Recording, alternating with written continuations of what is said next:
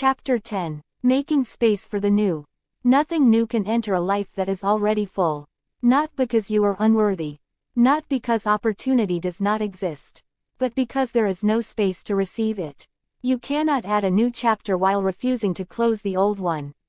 You cannot welcome a new identity while protecting an outdated version of yourself. You cannot create a new future while carrying every belief, habit, and attachment from the past.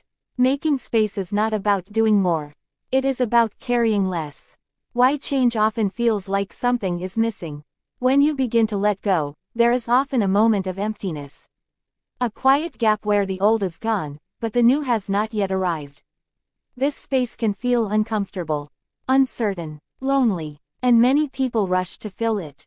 They return to old habits, old roles, old identities, not because those things are right, but because emptiness feels unfamiliar. But this space is not absence. It is preparation, the purpose of the gap. Every meaningful transition includes a period of in-between. No longer who you were. Not yet who you are becoming. This is where clarity emerges. Old patterns lose their grip. New values begin to form. If you can remain present in this space, without rushing to fill it, you allow your life to reorganize around who you are becoming. Space is not something to fear. It is something to honor. Removing what no longer serves you. Making space begins with subtraction. Ask yourself, what beliefs am I still carrying that no longer align with my future? What habits drain my energy instead of expanding it? What commitments keep me busy but not fulfilled? What relationships or environments reinforce who I used to be instead of who I am becoming? You are not required to keep what no longer fits simply because it once did. Letting go creates room. Room for new thinking. Room for new direction. Room for a new way of being. From crowded life to intentional life. A crowded life is not always a meaningful life. You can be busy, productive, and constantly occupied, and still feel disconnected from purpose. An intentional life is built on conscious choices. What you allow into your mind. What you invest your energy in. What you say yes to, and what you finally say no to. Space allows you to choose instead of react. To respond instead of repeat. To design instead of drift. Why new opportunities appear only after release.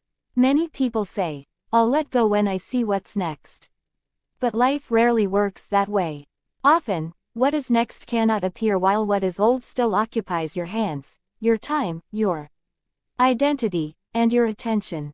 Release creates visibility. What was once hidden by noise becomes clear. What was once crowded out by fear finally has room to be felt. You do not need to know exactly what you are making space for. You only need to trust that space itself is what allows the new to arrive. Building a life with open hands. To live with an empty cup is not to live without meaning. It is to live with openness. Open to new understanding. New opportunities, new versions of yourself you have not yet met. An open life is flexible, not fragile. It adapts, it evolves, it grows. You do not cling to what was. You participate in what is becoming. Exercise, creating space for the new. Write honestly. 1. What am I holding on to that keeps my life emotionally or mentally crowded? 2. What would I need to release in order to feel lighter, clearer, and more aligned? 3. If I trusted that something new could enter my life, what would I make space for? Do not rush to fill the space you create. Let it breathe. Let it speak. Let it guide you. Affirmation. I create space for what aligns with my future. I release what no longer serves me and trust the new that is ready to enter my life.